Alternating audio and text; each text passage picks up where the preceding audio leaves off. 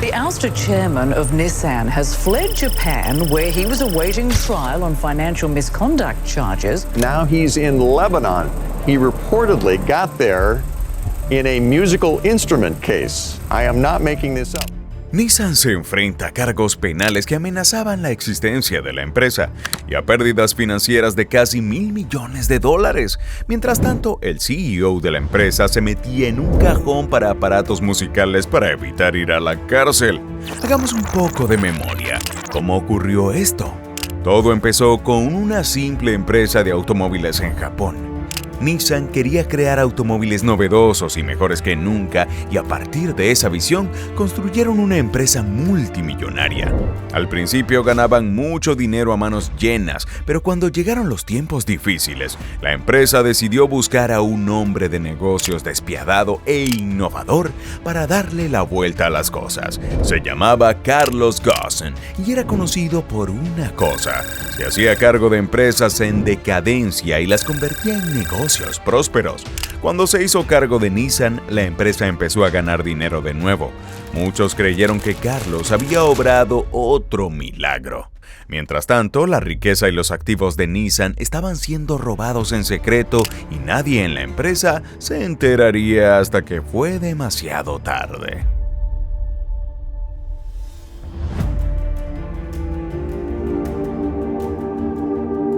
Antes de que existiera Nissan, existía Masahiro Hashimoto. Masahiro nació en plena restauración Meiji, un periodo en el que Japón se industrializó rápidamente y construyó fábricas que rivalizaban con Occidente. El Japón que todo el mundo había conocido durante más de 1000 años fue sustituido por un país nuevo y moderno, y todo ocurrió en el lapso de unos pocos años. Fue durante esa época cuando Masahiro decidió estudiar ingeniería. Unos años más tarde se licenció en ingeniería mecánica en el Instituto Tecnológico de Tokio y se preparó a cambiar Japón para siempre. Al principio, Masahiro consiguió trabajo con el gobierno japonés, específicamente en el Ministerio de Agricultura y Comercio, ocupándose de los tractores y otros equipos agrícolas. Una cosa que Masahiro observó en todas las máquinas que supervisaba era que estaban fabricadas por otros países. Muchos de los tractores eran de Estados Unidos y Masahiro decidió visitar ese país para conocer sus métodos. Pasó 3 años en Nueva York aprendiendo los pormenores de la ingeniería eléctrica antes de regresar a Japón.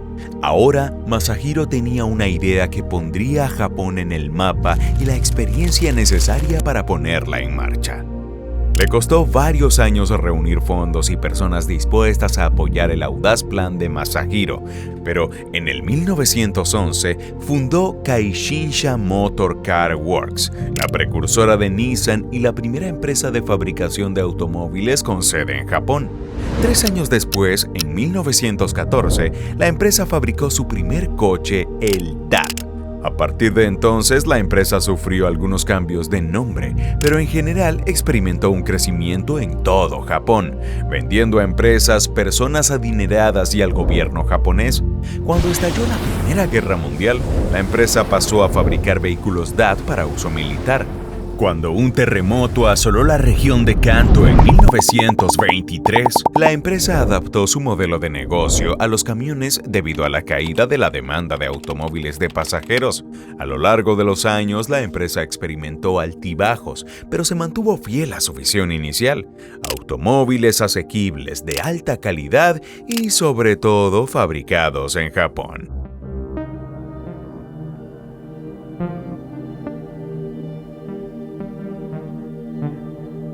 Mientras Masahiro había convertido su empresa de automóviles en una historia de éxito en Japón, otro despiadado hombre de negocios tenía sus ojos puestos en ella. Su nombre era Yoshisuke Aikawa y quería crear un monopolio de fabricación de automóviles todopoderoso en Japón. Mientras Masahiro era ingeniero y constructor de automóviles, Yoshisuke poseía empresas mineras que extraían los materiales para las piezas de los coches y tenía conexiones políticas con el gobierno japonés. En 1928, Yoshisuke agrupó las distintas empresas que controlaba en un consorcio llamado Nihon Sankyo. En poco tiempo, este nombre se abreviaría al que todos conocemos hoy: Nissan. En 1931, el mercado de valores se disparó tras la exitosa invasión de Manchuria por parte de Japón. Yoshisuke hizo una fortuna durante este periodo y utilizó las ganancias para comprar empresas tecnológicamente avanzadas en todas las industrias relacionadas con las de Nissan. En 1933, la empresa de automóviles de Masahiro se convirtió en una de las docenas de empresas absorbidas por el grupo Nissan, que crecía rápidamente, y él fue excluido de la empresa por completo poco después. A partir de entonces, Nissan fue la empresa de Yoshisuke, que tenía planes para convertirla en el principal fabricante de automóviles de Japón y algún día del mundo entero. Sin embargo, Nissan tuvo problemas cuando Yoshisuke, el CEO, fue arrestado por el gobierno estadounidense después de la Segunda Guerra Mundial. El gobierno estadounidense arrestó a Yoshisuke por crímenes de guerra de clase A, alegando que maltrataba a la población de Manchuria durante el tiempo que supervisó las operaciones de la compañía en la región. Durante 20 meses, Yoshisuke permaneció en la prisión de Sugamo como sospechoso, pero al cabo de ese tiempo fue liberado y retiraron los cargos. Resulta que, aunque Yoshisuke contribuyó al esfuerzo bélico japonés, se opuso personalmente a la filosofía política del Estado, se oponía a la asociación de Japón con la Alemania nazi y apoyaba un plan para representar a los refugiados judíos en Manchuria. Yoshisuke incluso fue obligado a regresar a Japón desde Manchuria por el gobierno porque no estaba totalmente de acuerdo con sus planes para la región. Todo esto salió a la luz antes de que se celebrara un juicio y Estados Unidos liberó a Yoshisuke gracias a ello. Durante la posguerra, Nissan creció con el nuevo gobierno y la economía japonesa. En 1952, Nissan se expandió para incluir modelos extranjeros mediante un acuerdo de licencia para fabricar Austin 7, que utilizó para fabricar miles de coches y piezas de automóviles utilizando sus patentes. En 1953, una huelga de trabajadores amenazó los planes de la empresa, pero lograron aplastar al sindicato que la había provocado y crearon un sindicato nuevo y leal en su lugar. Durante la década de 1960, Nissan se fusionó con Brinks Motor Company, incorporando nuevos automóviles a su línea de producción y comenzó su expansión en el mercado mundial. Nissan también estableció plantas de producción en Norteamérica para evitar los estrictos aranceles sobre los automóviles importados, y en los años 70 y 80 contaban con numerosas plantas en Estados Unidos, Europa y Asia. En la década de 1980, Nissan alcanzó su punto álgido, convirtiéndose en la marca japonesa más rentable de toda Europa. A lo largo de los años 80 y 90, la empresa se expandió aún más, estableciendo instalaciones y acuerdos en India, China y Oriente Medio. Sin embargo, toda esta expansión se detuvo a mediados de la década de 1990. La empresa tenía problemas de ineficiencia y producía vehículos que ya no tenían una gran demanda. Todo esto llevó a Nissan a un estancamiento, y cuando el boom económico de la década de 1980 llegó finalmente a su fin, Nissan se quedó con miles de millones de dólares de deuda. Los problemas económicos de Nissan eran tan graves que Yoshikazu Hanawa, el CEO de la época, decidió acordar una fusión con Renault en un último esfuerzo por salvarla a la empresa de la quiebra. El hombre al frente de esta fusión era Carlos Ghosn y cambiaría Nissan para siempre.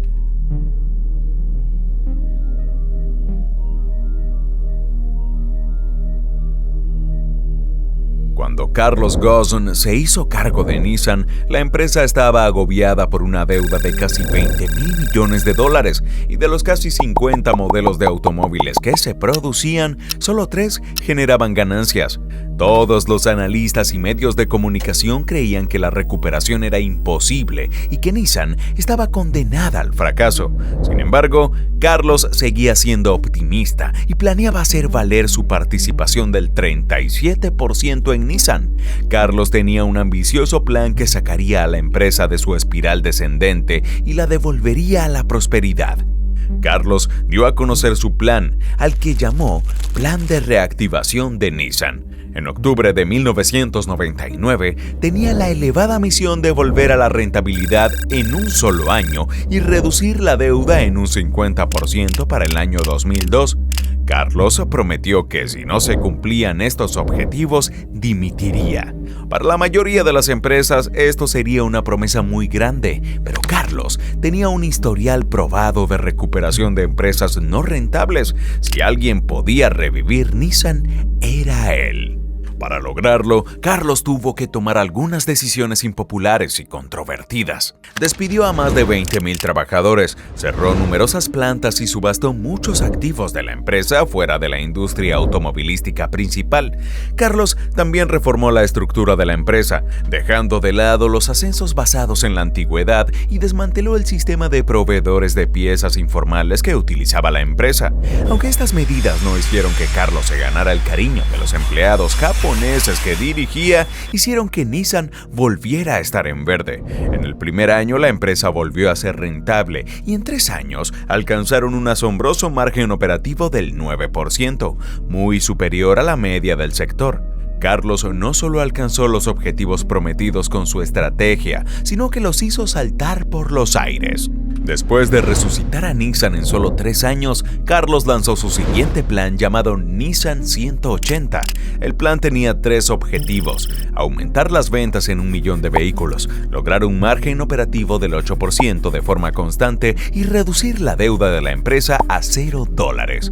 Una vez más, las agresivas habilidades empresariales y las reformas de Carlos le permitieron superar fácilmente estos objetivos. El plan debía lograrlo todo en 5 años, pero en 1 año ya había alcanzado la deuda 0.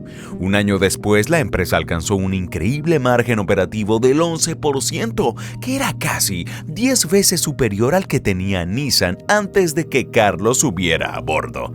Las ventas de la empresa también superaron el objetivo de 1 millón y alcanzaron unos impresionantes 3,7 millones de vehículos en 2005. Tras el milagro de Nissan, Carlos fue nombrado CEO de Renault y Nissan y se convirtió en la única persona del mundo en dirigir 2 empresas de la lista Fortune 500 al mismo tiempo.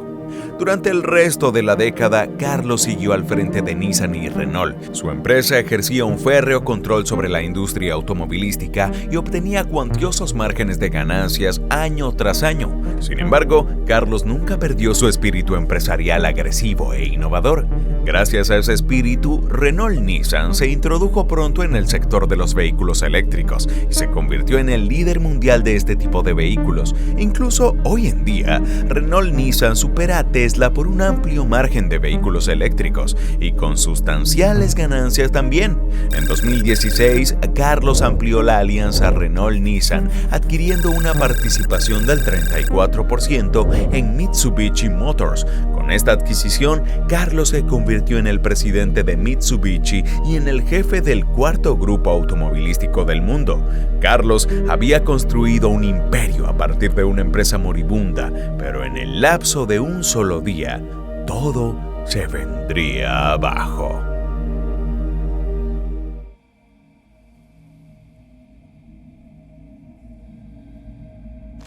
Es una noche fría y oscura de diciembre de 2019 y un avión privado estaba a punto de despegar de Japón. En su interior habían 2 hombres que se hacían pasar por músicos y un cajón de instrumentos musicales tan enorme que los agentes de aduanas no podían hacerlo pasar por la máquina de rayos X. Nunca se molestaron en comprobar el interior del cajón, pero si lo hubieran hecho, habrían encontrado al antiguo CEO de una empresa multimillonaria metido dentro, esperando para escapar. Desde el interior, Carlos podía oír a los agentes de aduanas hablando con voces apagadas y cada vez se oían más cerca. Un momento, ¿cómo ocurrió todo esto en primer lugar? Mientras Carlos Ghosn era visto como un creador de milagros por Nissan y Renault, había caído en desgracia. Una investigación del gobierno japonés descubrió que estaba malversando millones de dólares de los fondos de la empresa para propiedades inmobiliarias, lujos y su propia cuenta bancaria. Mientras Carlos se daba la gran vida, la investigación encontró cada vez más pruebas condenatorias contra el CEO de Nissan. Finalmente, el gobierno japonés decidió tomar medidas contra Carlos y todo tuvo lugar sin una sola advertencia previa. Carlos aterrizó en Japón tras un largo vuelo desde el Líbano.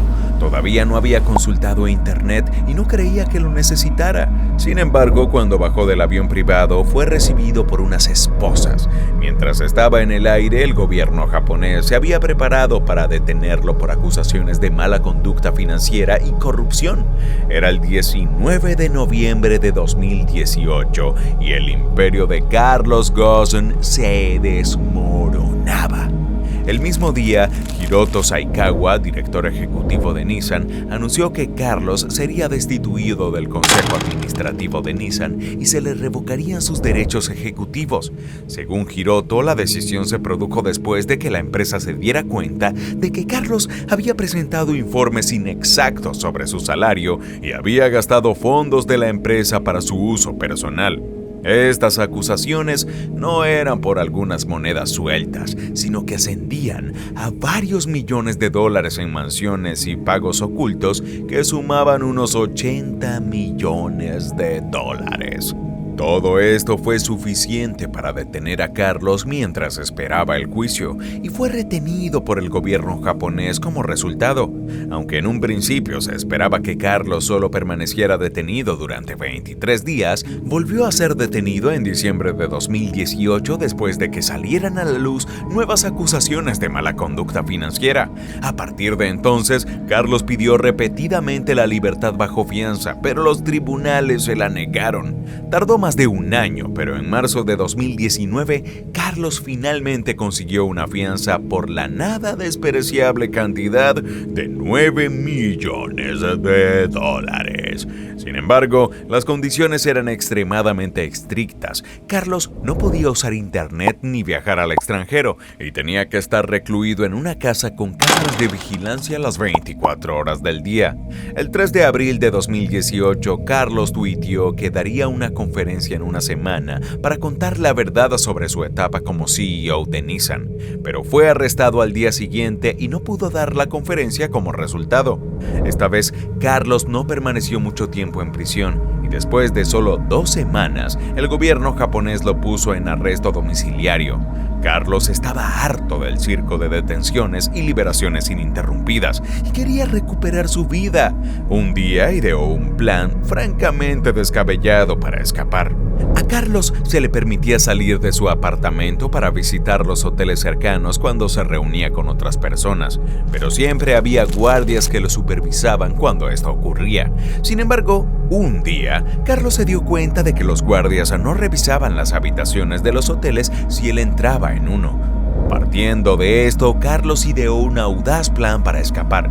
Carlos trató de mantenerse relajado, pero sabía que este plan sería su única oportunidad de libertad.